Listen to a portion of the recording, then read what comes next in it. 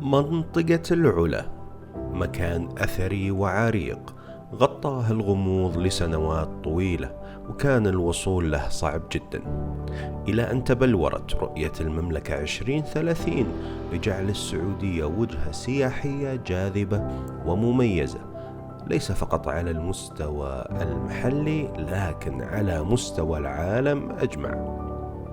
فريق لاندن أوفرلاند اختار العلا وجهته الأولى لاستكشاف منطقة تبوك والساحل الغربي في مغامرة جديدة وشيقة بتشوفونها معنا.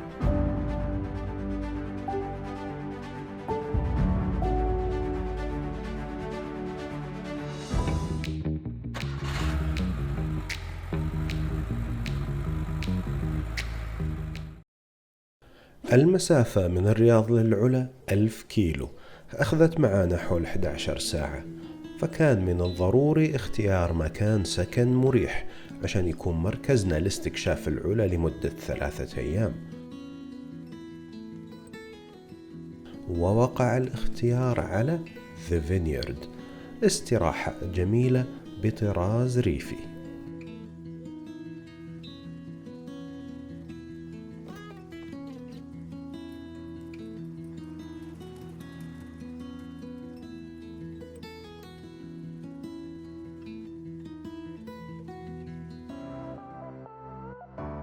ومن الصباح بدري تحركنا عشان نبدأ الأنشطة والفعاليات.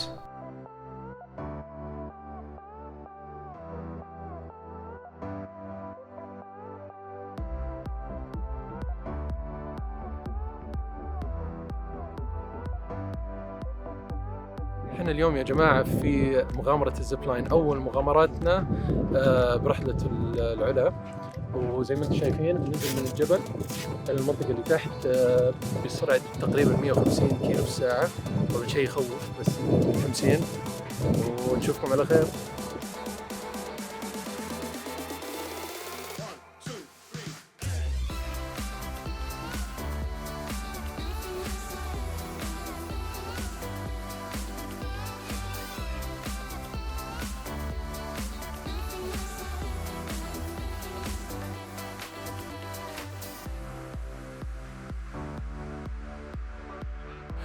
تجربة خيالية يبيلكم والله كلكم تجربوها. نزلنا بسرعة 100، مناظر والسرعة رهيبة. وبعد ما كانت الفعالية الأولى مليئة بالمغامرة والإثارة، وجهتنا التالية كانت إلى موقع أثري عريق. وصلنا إلى مملكة دادان، من أهم المواقع الأثرية في العلا. بيجينا بعد شوي أحد الرواة المسؤول في المنطقة، بنزور عدة أماكن، وأهم الأماكن اللي بنشوفها اللي هي المقابر. مرحبا بكم في هذا الموقع الأثري يسمى دادان. طبعا حضارة دادان بشكل عام حضارة ترجع في العصر القرن التاسع قبل الميلاد إلى القرن الأول قبل الميلاد. في عهد حضارة مملكة دادان والأحيان برزت فيها أيام طرق تجارة البخور قديما. التماثيل هذه وجدت خلال التنقيبات العشر سنوات الماضية ما بين 14 إلى 16 تمثال منحوتة بهذا الحجر. من غير الأشياء المنتقبات وجدوا بهذا التماثيل، هذه عبارة عن رسومات صخرية الثعابين موجودة داخل هذا المعبد. المعبد اللي لا زال الآن تحت التنقيبات وجدوا فيها كذلك التماثيل هذه. وانتقلنا مع الراوي من داخل المتحف إلى الموقع الخارجي لمشاهدة مقابر الأسود. الآن زي ما أنتم شايفين الآن هذه مقابر الأسود، وهي من مسافة بعيدة. من أحيانا لما نجيب السياح نعطيه وريهم هذه المقابر. طبعا مقابر الأسود عبارة عن فتحات في جبلية كثيرة في هذا، ولها الفتحة هذه تمتد من هذا المكان إلى نهاية الجبل. وش اللي يمتاز فيها هذه المقابر الأسود؟ زي ما ذكرتكم سابقا، هذه المقابر فيها يدفنون فيها أشخاص من ذوي عالية القوم، حيث أن الحضارات القديمة تعتبر هذا الجبل هي مقدسة عندهم ذاك الوقت، فكانوا عندهم الدفن في تحت الأرض بشكل عام اللي احنا في المواد يعتبر شيء مهان.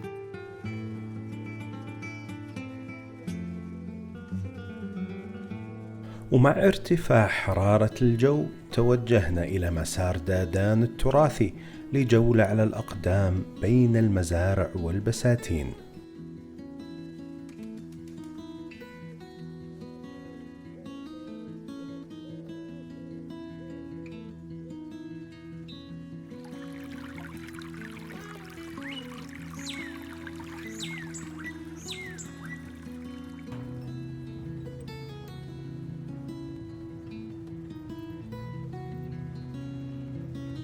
وبعدها توجهنا لمقابلة الأخ محمد العنزي، أحد المرشدين السياحيين في منطقة العلا، اللي أخذنا في جولة لأحد الأودية القريبة لمشاهدة النقوش الحجرية. احنا الآن في منطقة اسمها وادي دنن. هذا الوادي يعتبر حسب الدراسات أنه أحد طرق التجارة. زي ما نلاحظ هنا في نقوش قديمة جدا، فيها نقش إسلامي وفي عدة نقوش وجدناها هنا في المنطقة هذه. لعل أبرز ما يلفت النظر هنا واللي هو زهرة اللوتس. أحد المختصين اللي سألناه قال ربما عمرها يعني حدود 500 عام. هنا بعد في عدة نقوش، الخيول موجودة هنا. طبعا عوامل التعرية لعبت دور كبير في تدمير النقوش وبعض الرسوم الموجودة هنا. واستكملنا جولتنا في وادي دنن بالتنزه واستكشاف التشكيلات الصخرية المميزة.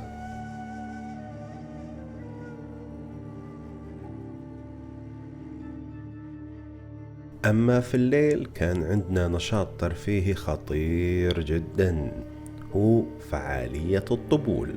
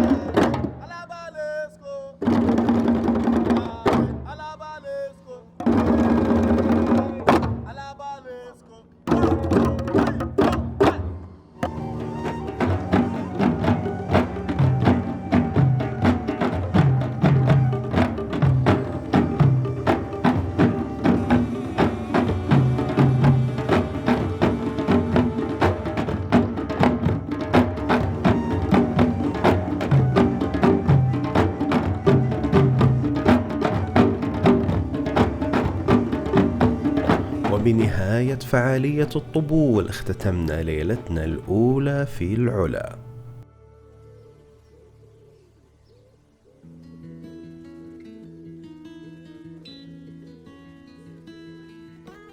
كان الاستيقاظ بدري في اليوم الثاني، وجهتنا الأولى كانت القوس الصخري. احنا الآن في معلم من المعالم الشهيرة في منطقة العلا، ألا وهو جبل القوس. يأتي السياح إليه من مختلف مناطق العالم. هو عبارة عن تشكيل صخري مثل ما تلاحظون، ويقع في منطقة اسمها منطقة مداخيل شمال منطقة العلا. ومن ثم تحرك الفريق باتجاه محمية شرعان الطبيعية.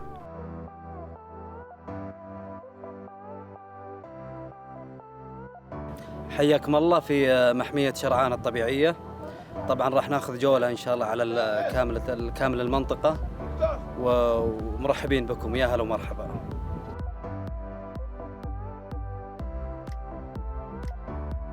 الآن تبدأ رحلتنا في محمية شرعان، اللي هي من المحميات الجديدة المستحدثة لتنمية الحياة الفطرية في منطقة العلا وأمارة تبوك.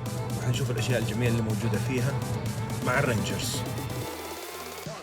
وكان الدخول من بوابة صخرية شاهقة تعرف باسم بوابة شرعان.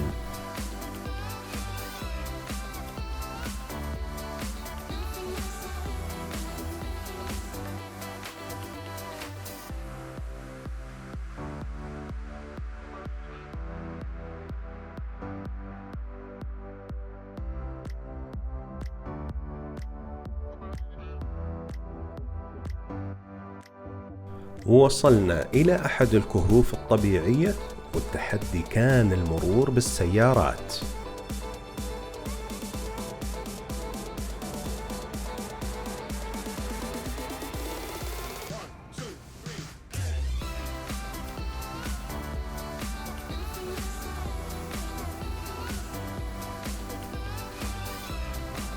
لكن معظم سياراتنا المعدلة والمرفوعة ما قدرت تدخل الكهف.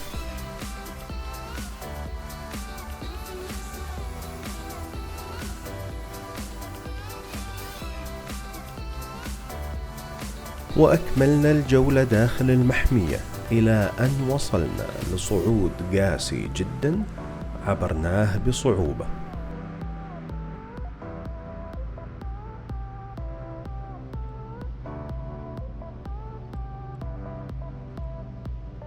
احنا الآن في أعلى منطقة في محمية شرعان، والمناظر اللي حولنا من هذا المطل تخليك تشوف المحمية كاملة من أقصى الشرق إلى أقصى الغرب، والرينجرز اللي معنا بيعطونا معلومات أكثر عن الأشياء المهمة اللي لازم نعرفها.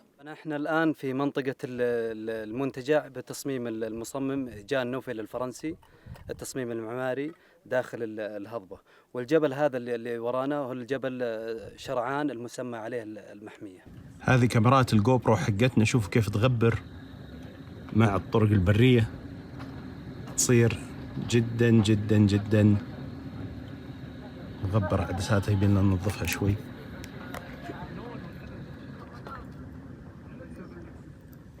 واختتمنا الزيارة المحمية شرعان بأخذ صورة تذكارية مع العاملين عليها.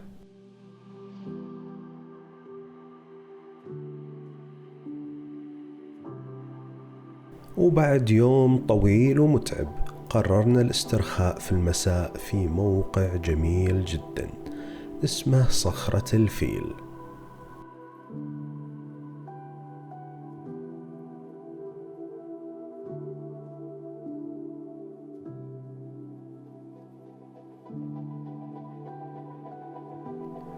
واستمتعنا بشرب القهوة في الجلسات الخارجية مع شبة الضوء وحنا نشاهد الغروب الجميل.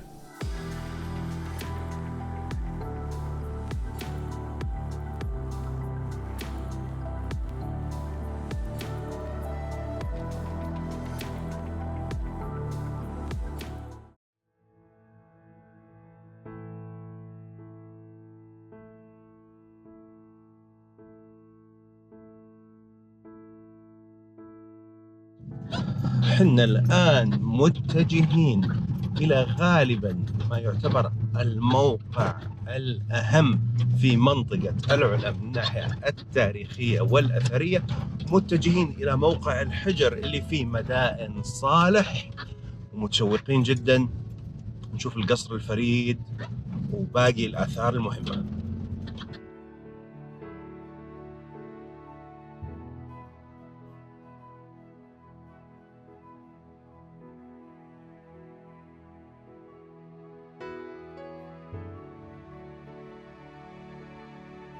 وصلنا إلى سكة قطار الحجاز.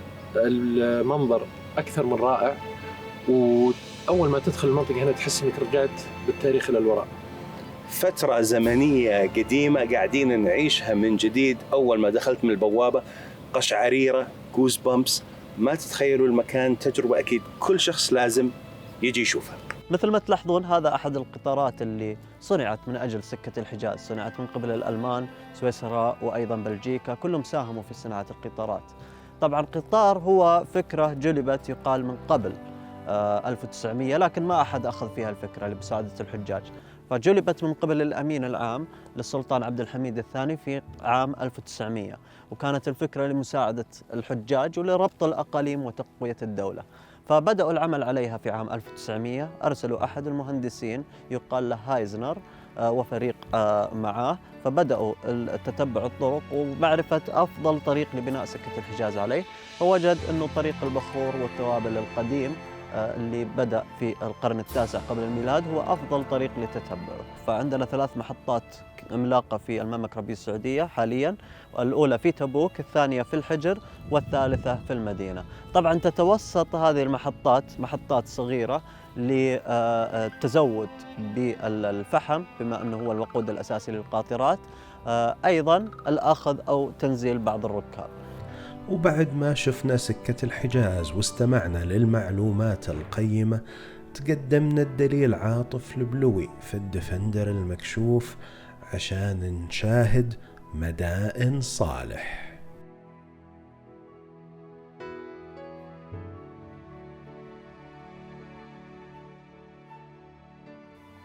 أهلا وسهلا فيكم في جبل إثلب، المنطقة الدينية والمقدسة لدى الأنباط. طبعا الأنباط اختاروا جبل إثلب بأن يكون هو المنطقة الدينية بسبب نقدر نقول أنهم كانوا وثن، فكانوا يركزوا على الارتفاع هو القرب من الآلهة، كان عندهم هذه الفكرة في الوثنية.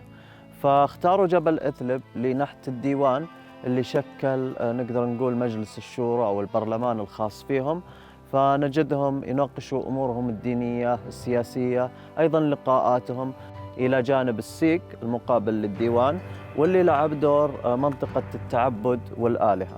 فنلاحظ تكثر المحاريب عليه، البعض منها تم عبادة ذو الشرى الإله الأساسي لمملكة الأنباط، إلى جانب بعض المعتقدات والدينية الأخرى.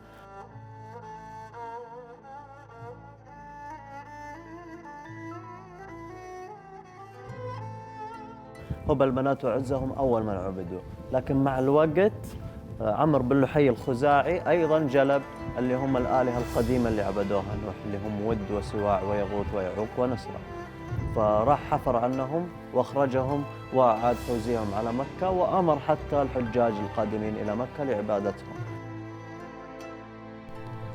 وانتقلنا من جبل إثلب إلى الموقع الأهم والأبرز في الحجر، القصر الفريد. طبعا هو مملوك من شخص يقال له لحيان بن كوزة، قائد عسكري نبطي قديم في العصر الأنباط ما قبل 2000 سنة.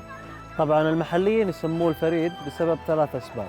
الأول تواجد القبر هذا في الجهة الجنوبية، فهو الوحيد اللي في الجهة الجنوبية. ثانيا الهندسة المعمارية، فنلاحظ أن له 4 أعمدة بدل عمودين مثل بقية المقابر الموجودة. ثالثا والسبب الأخير شكله هو ما يحب الجيران، فاختار قبر بعيد عن الناس كلها في صخرة وحيدة، فنحت قبره في صخرة واحدة لوحده.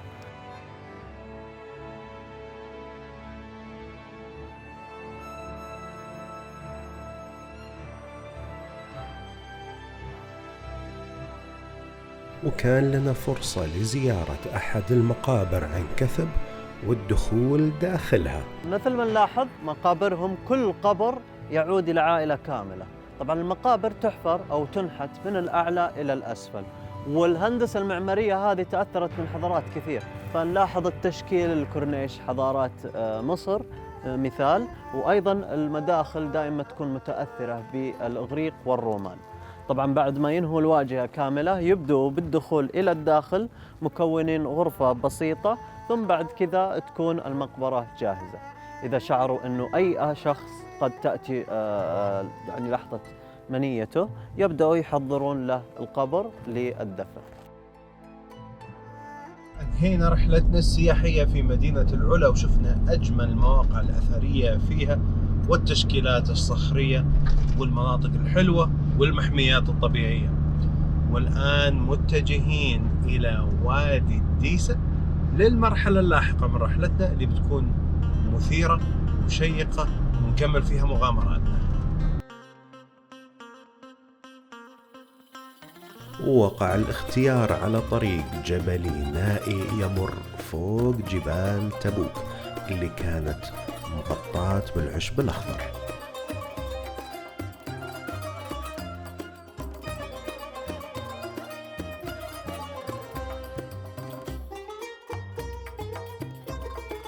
وبعد الارتفاع المتواصل لمستوى 1650 متر فوق سطح البحر، بدأنا النزول.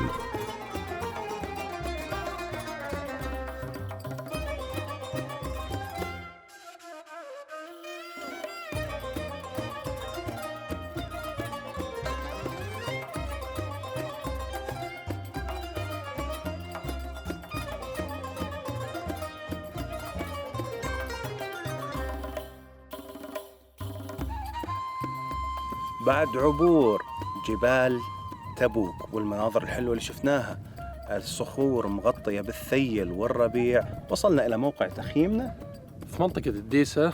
إن شاء الله اليوم بنكشف فيه، وبكرة متجهين إلى الوادي.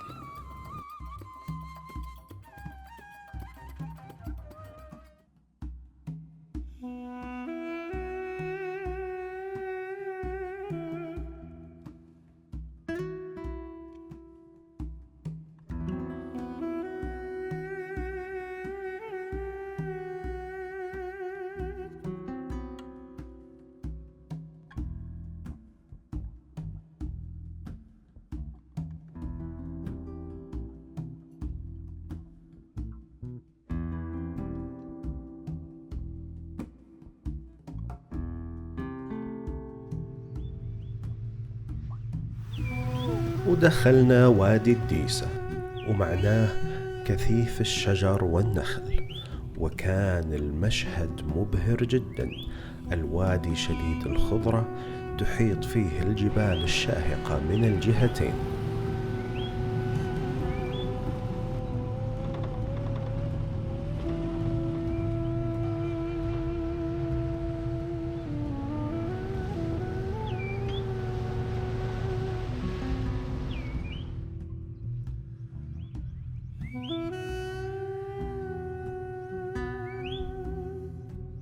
والطبيعة الخلابة في وادي الديسة تحسسك أنك في كوكب آخر أو في زمان الديناصورات.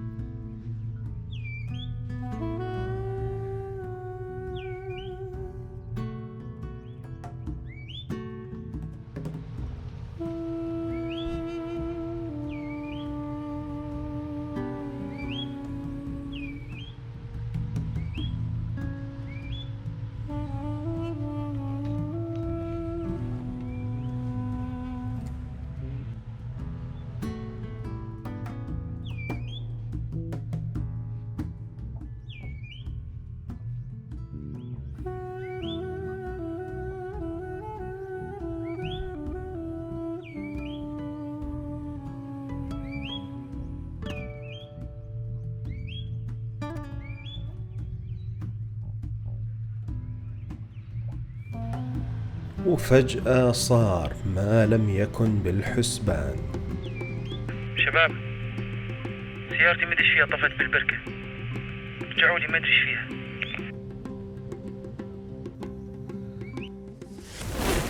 في الجزء الثاني مع فريق لاندن أوفرلاند، هل ينجح محمد تويجري في إعادة تشغيل سيارته؟